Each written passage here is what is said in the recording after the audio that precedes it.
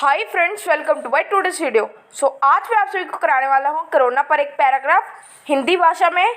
चलिए अब हम शुरू कर लेते हैं।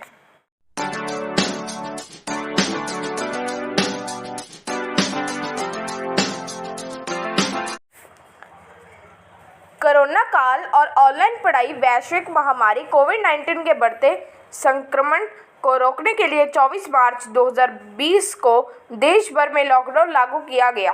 ऐसे में विद्यार्थियों के लिए शिक्षा प्राप्ति की अनिवार्यता और आवश्यकता को देखते हुए राज्यों की सरकार द्वारा स्कूली शिक्षा को ऑनलाइन करने का प्रावधान शुरू किया गया। इसके लिए आवश्यक था कि शिक्षकों को इस नई तकनीक से जोड़कर अध्यापन कार्य में सक्षम बनाया जाए। इसके लिए एनजीओ, फाउंडेशन और निजी क्षेत्र की तकनीकी शिक्षा कंपनियों को भी भागीदार बनाया गया। इन सब ने मिलकर शिक्षा प्रदान करने के लिए संवाद के सभी उपलब्ध माध्यमों जैसे टीवी, डीटीएच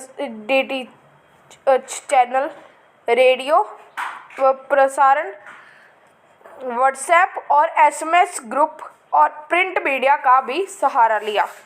कई संगठनों ने नए अकादमी वर्ष के लिए किताबें भी वितरित कर दी।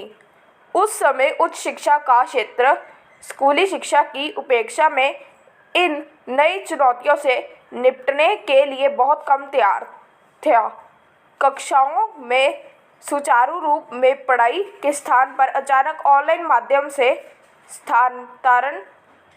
स्थानांतरित होने से शिक्षा प्रदान करने का स्वरूप बिल्कुल बदल गया। यद्यपि संरक्षण एवं सुरक्षा की दृष्टि से ऑनलाइन शिक्षण बहुत लाभकारी रहा।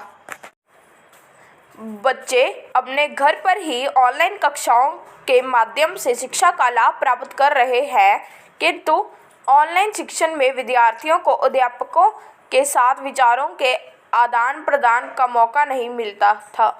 मोबाइल, लैपटॉप और टैबलेट का बहुत ज़्यादा उपयोग बढ़ गया है, जिससे विद्यार्थियों का स्क्रीन टाइम बढ़ने से आंखों पर विपरीत असर पड़ता था। इस शिक्षण प्रणाली के सुचारू रूप में कार्यान्वयन में निम्न आर्थिक वर्ग के विद्यार्थियों के लिए मोबाइल की उपलब्धता भी एक बड़ी चुनौती है। जहां माता-पिता अपने बच्चों को मोबाइल से दूर रखना चाहते थे, वहीं ऑनलाइन कक्षाओं में बच्चों को मोबाइल ही दिया जा रहा है। ऐसे में माता-पिता भी दुविधा में हैं। बच्चों को पढ़ाना भी ज़रूरी है, लेकिन साथ ही उनकी सेहत भी अपनी जगह महत्वपूर्ण है। बच्चा इसको कितना समय समझ पा रहा है, यह देखना भी आवश्यक है।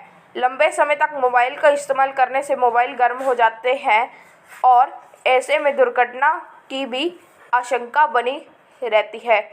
किंतु वर्तमान में बार-बार कोरोना वायरस के खतरे को देखते हुए, जबकि लगभग पिछले 2 वर्षों से विद्यार्थी विद्यालय नहीं जा पा रहे हैं, ऐसे में ऑनलाइन शिक्षा प्राप्त करने का एक उचित और माध्यम बन गया है। आज की वीडियो इतना ही। मैं आपसे बोलूँगा नेक्स्ट वीडियो में। इस वीडियो को पूरी देखने के लिए धन्यवाद।